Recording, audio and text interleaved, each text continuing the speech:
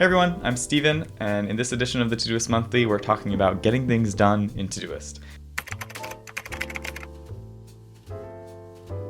Obviously, that's what Todoist exists for, to help you get your things done, but even when you do have an app like Todoist, that doesn't necessarily mean that it's any less overwhelming when you have a long list in front of you.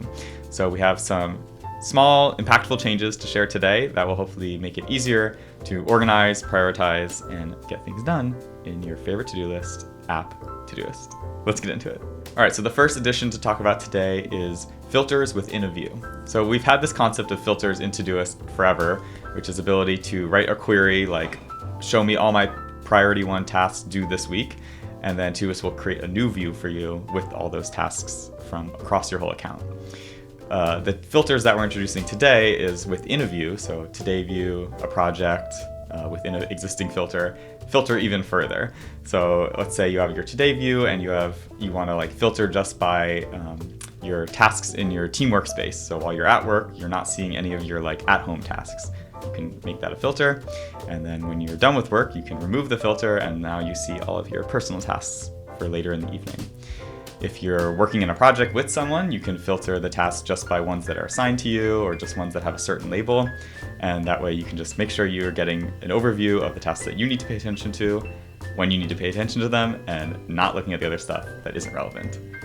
It's a pretty awesome feature. We've actually had this available internally at our company for months now, and I forgot that it wasn't actually available to everyone. So it's a pretty awesome thing. I'm excited that you get a chance to use it. Okay, the next change is to the global quick add on our Windows and Mac apps. So this is a functionality that has already existed where if you have the app open on your computer, even if you're not actively using it, you can type in the global quick add shortcut, which will be written down below, depending on which platform you're on, and it'll pop up in front of whatever you're doing.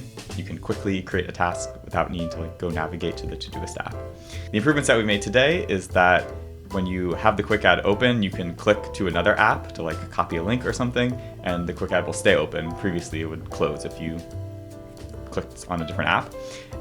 And then also you can now move the quick add around on your desktop to put it in a position that makes more sense for you if directly on the center of the screen was not working for you. So yeah, great improvements there, just making it a little bit easier and more convenient to add tasks to Todoist as quickly as possible. The next update that I have to share is about the Todoist calendar odyssey that we've been on this year. So a few months ago, we added the month calendar layout in projects. Last month, we added the same layout to filters and labels, and today we're adding it to the upcoming view. So I'm going to hand it over to John, who's the product marketer on the squad that's been creating the calendar, to give you a short demo of how it's looking and how it works, and then he'll hand it back to me to finish off this video. So take it away, John. Hi, I'm John from Todoist. So let's take a look. Here we are in the upcoming view in the Todoist desktop app. For many people, upcoming is the place for planning ahead and ensuring that you stay on track with commitments because it shows all the tasks that you have coming up from across work or personal tasks and other collaborative projects that you might have in Todoist. To use the new calendar layout, I'll go to the View menu at the top right and just click Calendar. There we are. If you've already used the monthly calendar view in projects or your filters and labels, this is going to look very familiar already, and it works in pretty much the same way. So obviously being able to see the full month gives you a great bird's eye view of what you have coming up, and it makes it a lot easier to get a sense of what days you have too much on or not enough and need to move things around. And working with tasks in this calendar makes it really easy to reschedule those things, and it's as easy to drag and drop, really.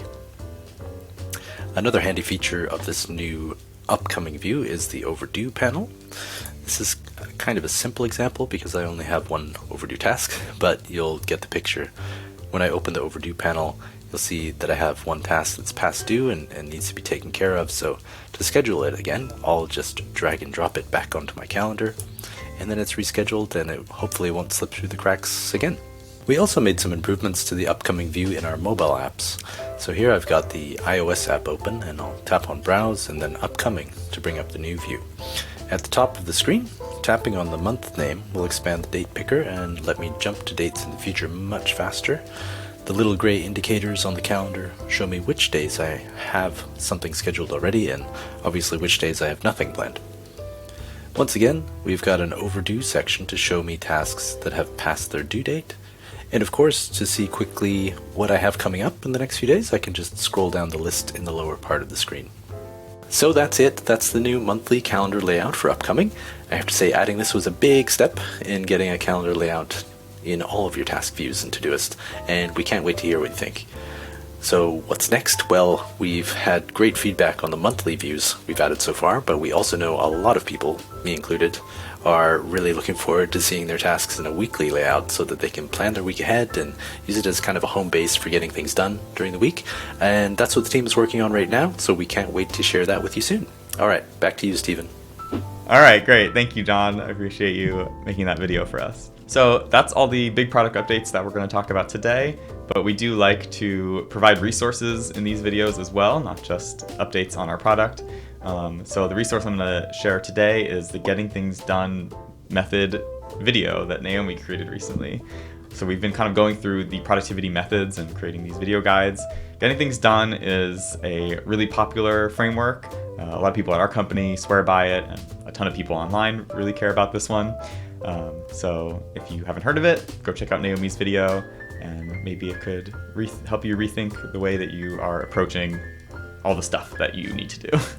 Okay, that's it for the March Todoist monthly video. If you are craving more Todoist, you can go to the Todoist Bulletin, which will be linked below, where we have some updates on the team workspaces front and some behind-the-scenes stuff about what's been going on at our company that you can check out. So go observe that. And otherwise, I'll see you in April. Wow, the months are really flying by for everything that we have going on until then. So enjoy. See you later.